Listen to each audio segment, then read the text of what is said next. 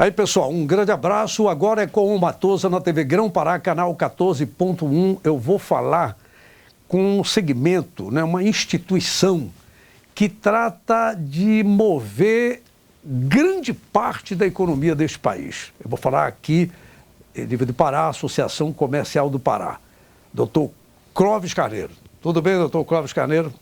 Tudo bem, Matoso. Satisfação muito grande, viu? Quanta honra. Fazia muito tempo que a gente não se via. Você é verdade. É sempre um bom amigo. E é uma satisfação e uma grande honra estar aqui no seu programa. Ah, legal. Olha, o nosso Agora é com o Matosa aqui na TV Grão-Pará, canal 14.1, é apresentar toda segunda-feira, 11h10 da noite. Aí repete na terça, 9 da manhã, e no sábado, 15 para as 4 da tarde. Eu já vinha tentando essa conversa com o doutor Clóvis Carneiro, da ACP, Associação Comercial do Pará, desde quando eu vi, eu sempre cito isso, até em entrevista, de vez em quando eu cito aqui, quando eu vi uma entrevista sua na TV Liberal, no Bom Dia Pará, quando o senhor mostrava o livro, não é isso? Era o livro dos 200 anos. 200 anos da história da ACP. Da ACP. E aí o senhor falou uma frase que pode ter parecido uma frase solta, assim, mas para mim valeu muito. E serviu, me permita, tá certo? Eu vou fazer sempre a citação, portanto eu não estou tomando nada de ninguém.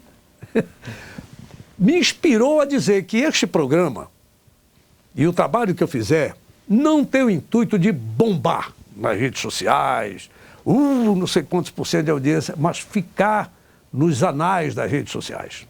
Para que lá na frente alguém, olha, para ver isso, porque foi exatamente o que o senhor falou. Quantas páginas tem o livro da ACP? 400 e poucas páginas. Quem é que vai querer ler, doutor? É muito, né? É preciso o cara gostar de muita gente ler. Não, desculpa a forma de falar. A primeira edição praticamente esgotou no primeiro dia. Foi. Quantos tinha na primeira edição? 500 exemplares. 500 exemplares. Quando eu falei assim, gente, por favor, desculpa que para quem tem a prática da leitura, dizer, poxa, esse camarada não lê e fica achando que todo mundo... Não, digo assim, porque quando você olha para um leigo, aí eu assumo a postura de tal, do leigo, 400 páginas, caramba, hoje em dia tem tanta coisa para se ler. E esse doutor Clóvis Carneiro me veio em nome da Associação Comercial do Pará com um livro de 400. E aí você saiu com essa, assim. Pode não ser para agora, mas vai ficar registrado aí para que daqui a 50, 100, 200 anos alguém se interesse em saber como foi criada, como é o início da história da ACP, aí está aqui. E isso eu venho usando até hoje. O meu programa pode não ser assim, mas vai ficar aí nas redes sociais, alguém um dia se interessa. A ideia do livro era a ideia de registrar não só a história da associação comercial, até porque já havia outros livros, outros escritos sobre a história da associação comercial, mas a ideia do livro era nós deixarmos registrado o pensamento das pessoas que fazem a associação comercial e os fatos cotidianos da associação comercial. Então, o que é que nós fizemos? Nós temos bons escritores dentro da associação comercial. Nós temos membros da Academia Paraense de Letras, temos membros do Instituto Geográfico, Histórico Geográfico do Pará, como diretores da associação comercial, temos jornalistas, temos publicitários, enfim, nós temos uma gama de pessoas que escrevem muito bem. E naquele momento marcante dos 200 anos, nós precisávamos, digamos, apresentar. E na apresentação do livro, logo na apresentação do livro, eu coloco isso que você colocou. Eu digo que aquele livro é uma pequena cápsula do tempo para quem sabe ser lido daqui a outros 200 anos ou mais. E isso é muito importante. Por quê? Porque a gente acaba, no dia a dia, esquecendo de fazer os registros importantes para o futuro. Quantas histórias, ao longo do tempo de civilização foram perdidas pela simples falta de um registro. E, graças a Deus, nós conseguimos fazer o registro do nosso tempo na associação comercial. Bom, quando a gente lembra, só para relembrar a data, o livro, os 200 anos da ACP, quando? 3 de abril de 2019. A Associação Comercial foi fundada em 1819, no dia 3 de abril de 1819, por incentivo do governador-geral, o Conde de Vila Flor, e o primeiro presidente chamava-se Francisco de Araújo Dani, capitão da cavalaria portuguesa e comerciante aqui no Grão-Pará. E ela funcionou no convento dos mercedários, que já pertencia à alfândega de Belém, e ela foi colocada no convento dos mercedários. Ela foi criada para organizar os fretes de navios, as escalas, aliás, de navios e mercadorias da colônia para a metrópole, de Belém, do Pará, aliás, para Lisboa, porque as colônias portuguesas não podiam comercializar diretamente com outros países. Bom, e aí o livro ele foi lançado... O livro foi lançado, nós tivemos um pequeno probleminha na época da confecção e edição do livro. Ele foi lançado em fevereiro de 2020.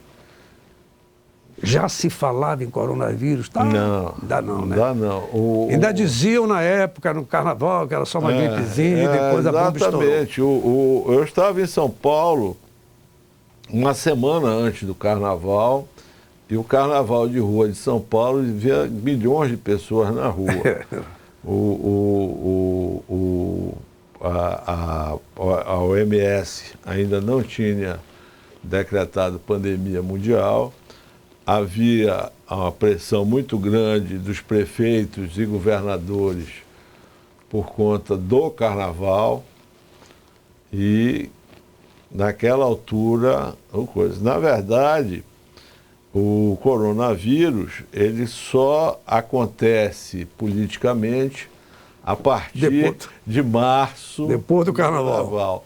A grande maioria dos decretos dos governos estaduais e das prefeituras com relação às restrições sociais, eles começam a acontecer na segunda quinzena de março, mais ou menos em torno do dia 20 de março. É quando eles começam a acontecer no Brasil todo. Aí eu fico imaginando o Dr. Clóvis Carneiro, né? Vocês acabam de lançar o livro dos 200 anos de criação da Associação Comercial do Pará, ACP. E aí explode no mundo, atingindo diretamente o comércio. Atingiu tudo. Atingiu tudo, né? Mas bem aqui na ponta onde vai 75% da economia desse país. Foi uma bomba, né? O que acontece é a questão da restrição econômica. O que a gente entende, isso daí é uma avaliação minha pessoal, é que as autoridades sanitárias no mundo inteiro ficaram perdidas. Tá? O que nós tínhamos de referência mais próxima era a gripe espanhola de 1918. A gripe espanhola durou de 1918 a 1921. 100 anos depois nós temos. Só que o que aconteceu, tá? Se a gente for fazer uma comparação estatística entre os números da gripe espanhola e os números do coronavírus, a gripe espanhola foi muito mais virulenta. A gripe espanhola durou 3 anos e nós tivemos 50 milhões de mortos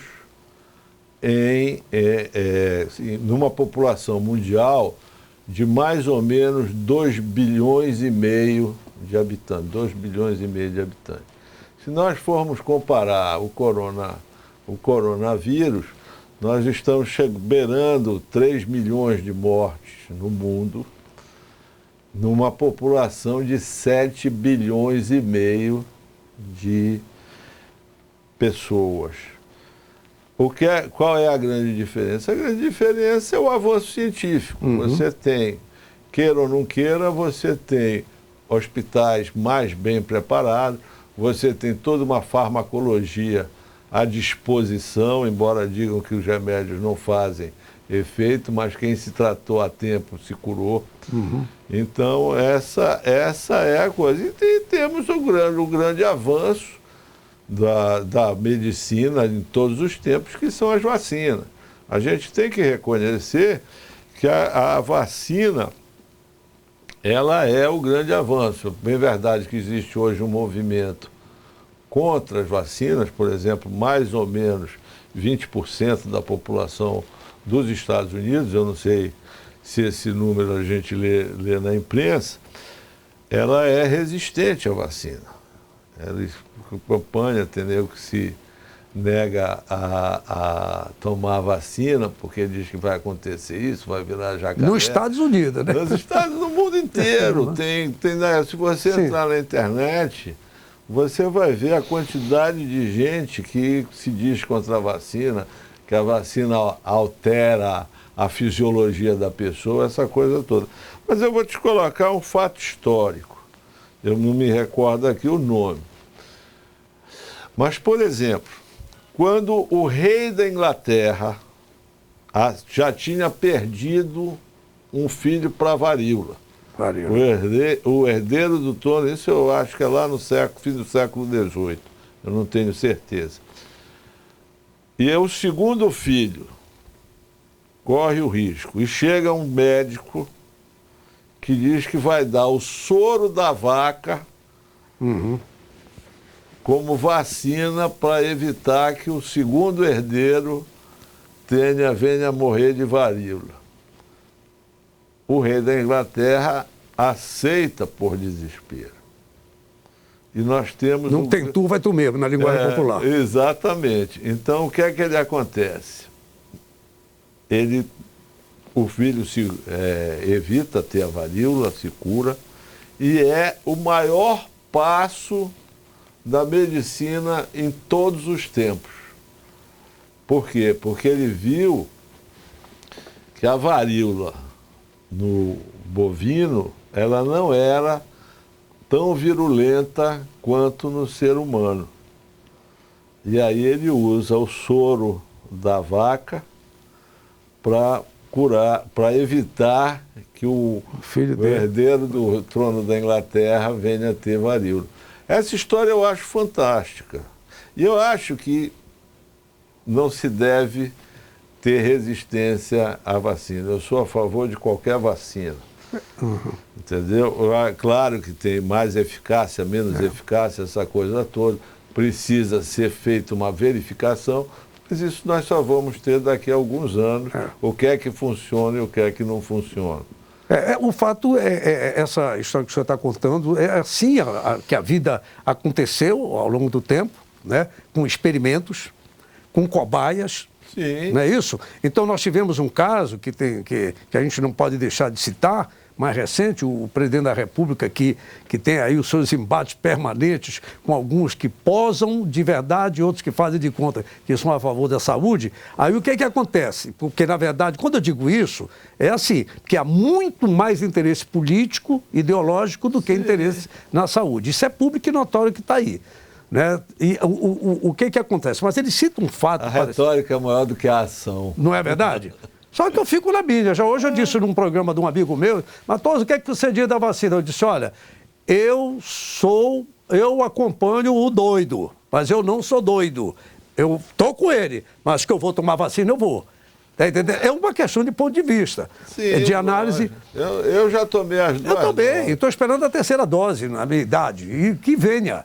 Tá entendendo? Que venha. Pode ser que virar jacaré eu não virei, que dizem que é a mais fraca, né? A Coronavac que é a mais fraca. Ela mas não foi aceita na Europa. Não foi aceita, né? Tem lugar que não... Ela teve restrições na Europa e nos Estados Unidos, porque a eficácia dela teria chegado a 38%. Caramba, mas aqui disseram que era 5%. Aqui foi 50,34%. Pois é. É porque aqui o pessoal joga futebol melhor do que na Europa. Joga até na vacina, sinceramente, né? Na Europa não passou. Não passou. E aí, o que acontece? O presidente Bolsonaro, ele costuma sempre citar que na Guerra das Filipinas, né? Não tinha nada, os caras estavam morrendo lá, perdendo e tal, e tinha que fazer uma transfusão de sangue num soldado. E não tinha, como é que transfusava? Está todo mundo perdendo sangue, vai botar o sangue no cara onde? Vai tirar de onde? Aí pegaram água de coco e botaram no cara. Não tinha outra coisa, experimenta água de coco. Deu certo. Não quer dizer que é para fazer isso todo tempo. Foi uma hidratação. Foi uma hidratação. Foi uma hidratação. E aí aí entra a ciência. Nós sabemos aqui que no início do século passado, cientista nosso foi apedrejado nas ruas quando veio com a história da vacina, a guerra da vacina. Não é? Então, Oswaldo Cruz. Agora, Oswaldo Cruz, exatamente, que é nome até de uma rua nossa, bem ao lado aqui da Praça da República. Que emenda... o nosso maior instituto de pesquisa virológica é o Instituto Oswaldo Cruz. Pois é, para te ver, quiseram matar o homem lá atrás. É mentira! Os caras que eram contra a vacina e que não apoiavam, enfim. É assim que a humanidade vai caminhando. A humanidade é polêmica.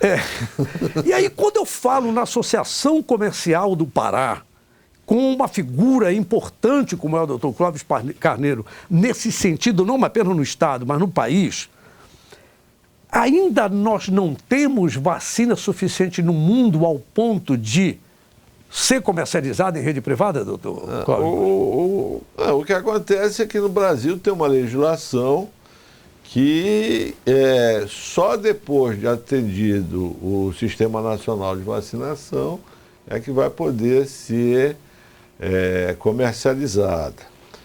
A Pfizer já tem a licença da Anvisa para a comercialização. O que ela não pode, por enquanto, é fazer a comercialização em face da legislação federal que diz que, enquanto não for atendido todo o Sistema Nacional de Vacinação, não pode haver comercialização. Nos Estados Unidos já existe comercialização nas farmácias, sem maiores problemas. Eu não sei se alguns países da Europa já tem comercialização, mas o nosso problema é que primeiro tem que atender aos sistemas governamentais. Pois bem, mas isso é uma análise que a gente fica fazendo como observador. O setor público é lento, tudo é demorado. Ora, há quem diga, mas se vier para o comércio só vai usar a vacina quem pode, mas tem o outro lado. Na hora em que os empresários, como um todo, começam a aplicar, a comprar a vacina e aplicar nos seus trabalhadores, seus colaboradores, que são pessoas de onde? Da base da pirâmide social. É o trabalhador comum, é o camarada que não tem tanto, mas a empresa tem interesse que o trabalhador dele fique imunizado. Diminui o número de faltas, naturalmente. E aí vai abrir mais possibilidade para o governo comprar mais vacina para o outro povo que não... É um negócio assim, porque começaram a querer... vai ser um privilégio. Infelizmente aqui no Brasil, a gente é um pouco maniqueísta nessas questões, especialmente com a questão do privilégio. Então, há apontar o privilégio em alguns momentos. Eu acho o seguinte, tá? Primeiro, a vacina deve ser num preço acessível. O preço médio da vacina, se eu não me engano, é $19. $19 representam mais ou menos algo entre 100 e 110 reais. Tá? 110 reais não é necessariamente caro. Por quê? Porque vamos supor que a vacina da coronavírus fique igual a da gripe, que tenha que ser renovada todo ano. Sinceramente, para mim, eu acho que vai ser. Tá. Então, 100 reais em um ano é muito pouco. dá pouco menos de 30 centavos se você dividir por dia. Por dia, né? Então, em 365 dias. Para a empresa é interessante ter o seu trabalhador. Para a empresa é barato, para o próprio pai de família é relativamente barato. Se você colocar que é uma vez no ano, ela não é muito cara. Então, não é um grande privilégio. Isso daí não vai acontecer. Na própria na crise da pandemia, várias empresas reforçaram os seus departamentos médicos para atender de primeira os seus funcionários.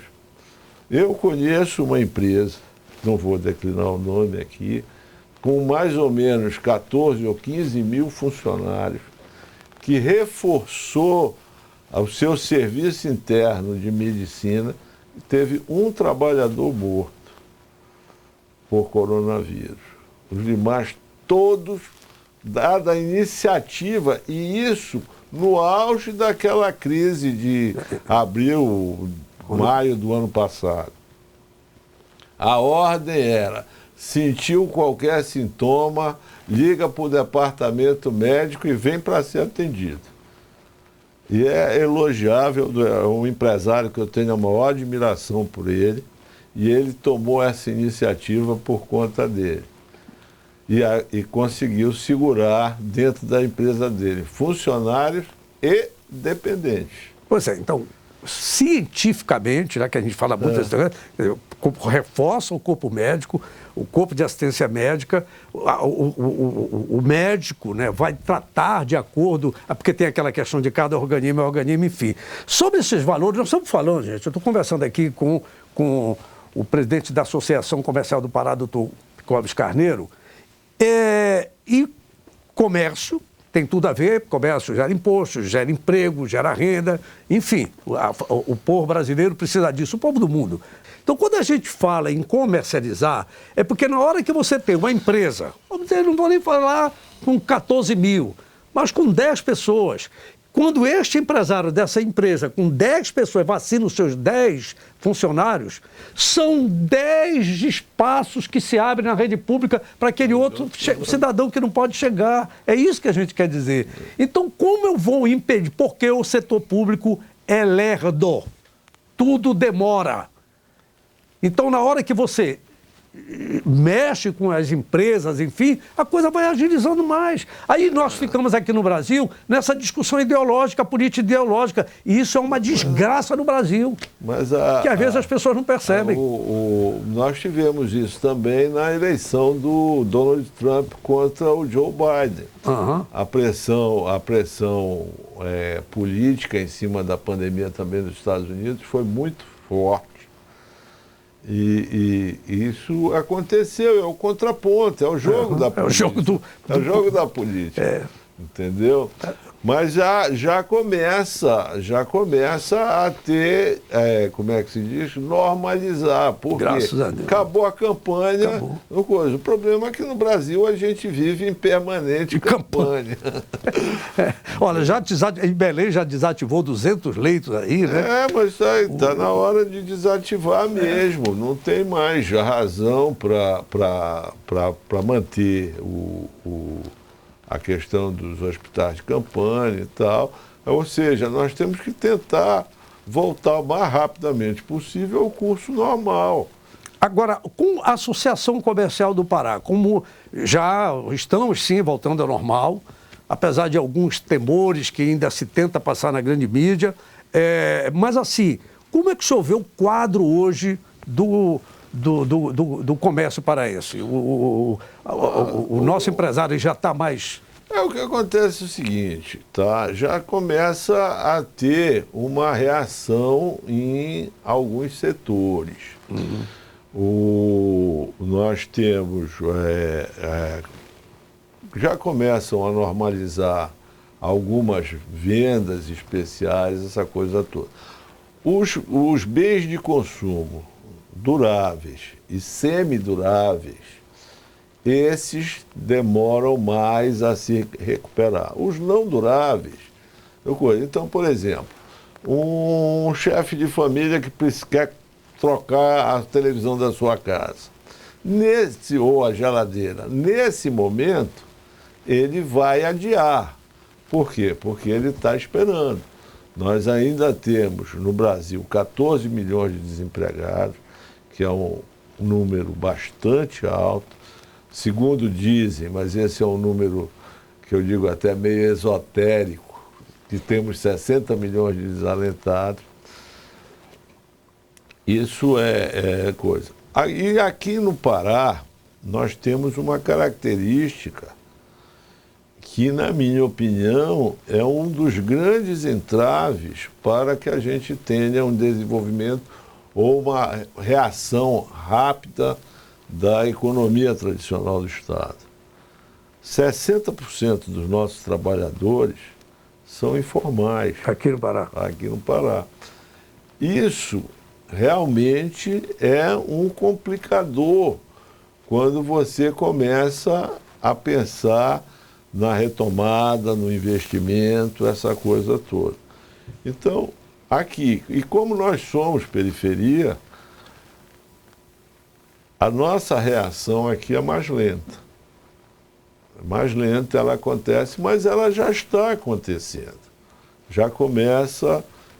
Eu acredito que o Natal deste ano ele vai ser ligeiramente superior ao do ano passado, mas ele ainda vai ser inferior, as vendas do Natal ainda serão inferiores às de 2019.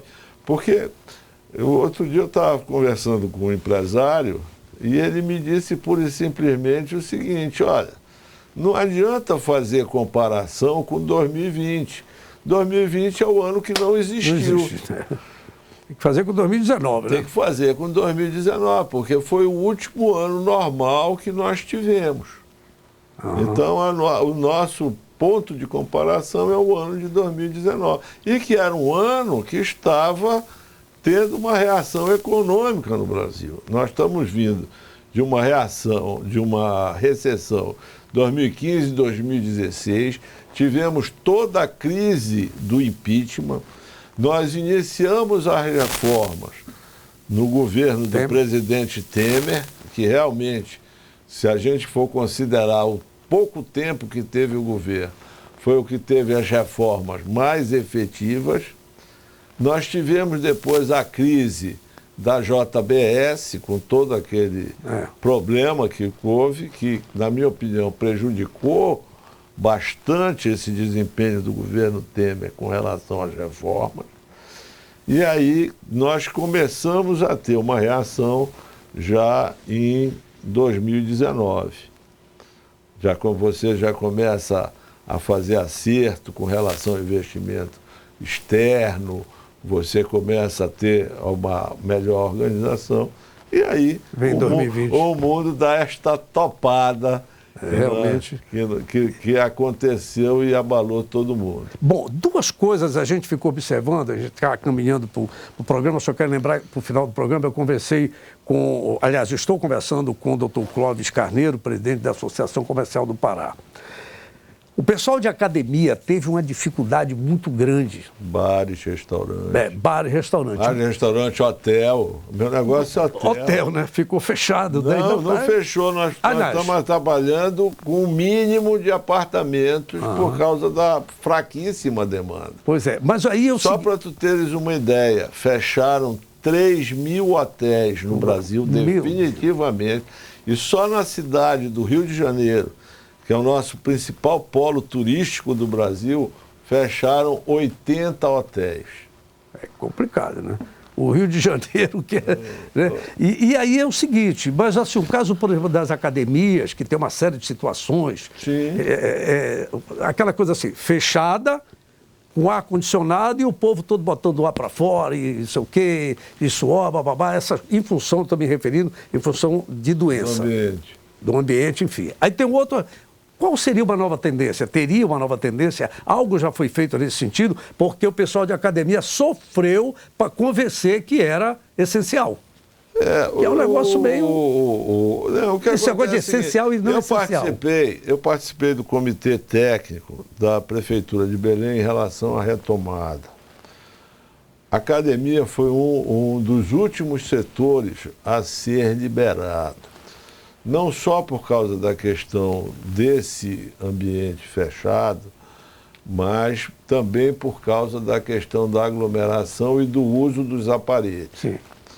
Então havia muita resistência das autoridades sanitárias da prefeitura com relação à liberação das academias. Então, o que é que eu acho que vai acontecer? Eu não acredito, eu não gosto da expressão novo normal. Uhum. Tá? O que vai acontecer é os nossos organismos vão se adaptar, ou pela vacina, ou pela nossa própria resistência natural. O coronavírus não foi a primeira pandemia, não foi a primeira peste que aconteceu na história da humanidade. Nós temos a peste negra na Europa, temos a crise de cólera na Europa, temos a gripe espanhola 100 anos atrás, e a humanidade sobreviveu. Nós temos um cientista que, na minha opinião, foi a presença mais marcante nessa crise do coronavírus, que chama-se Charles Darwin. Charles Darwin dizia o seguinte, que o organismo melhor adaptado é aquele que vai sobreviver. Aquilo que a natureza levou milhares de anos para criar como defesa do ser humano, nós criamos em apenas 1 ano e pouco, que são as vacinas.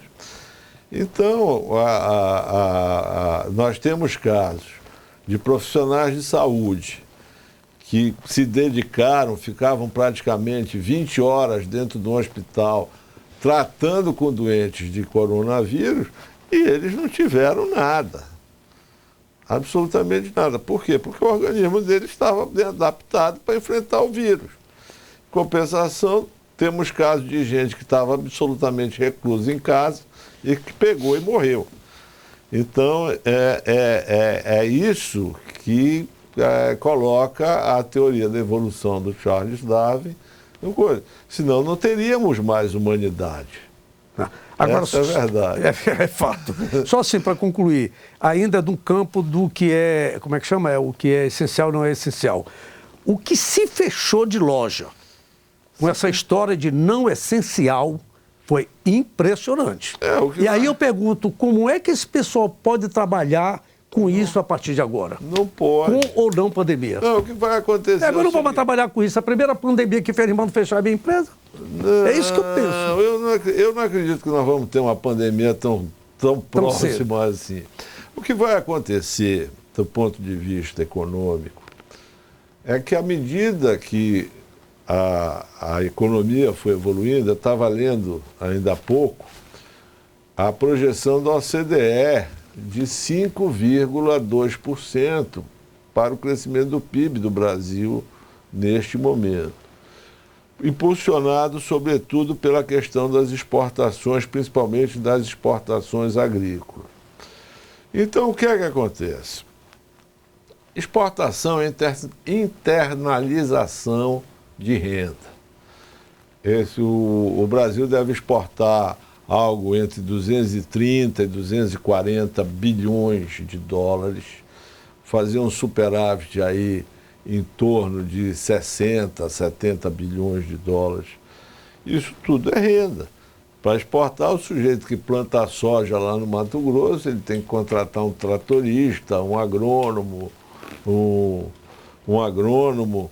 Isso daí é renda. E o cara vai ter que comprar uma camisa, um sapato, um automóvel, um perfume para a namorada, essa coisa toda. E isso aí, à medida que for acontecendo, a economia vai voltar ao normal.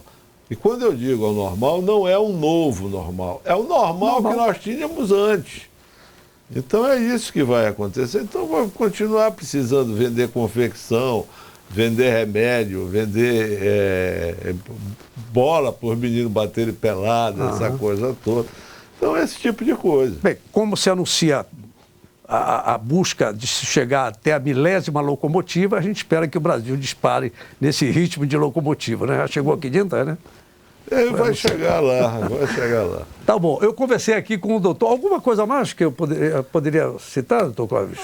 Eu acho o seguinte, até em homenagem aos meus associados da Associação Comercial do Pará, eu quero dizer que o empresário tem que ser otimista por ofício.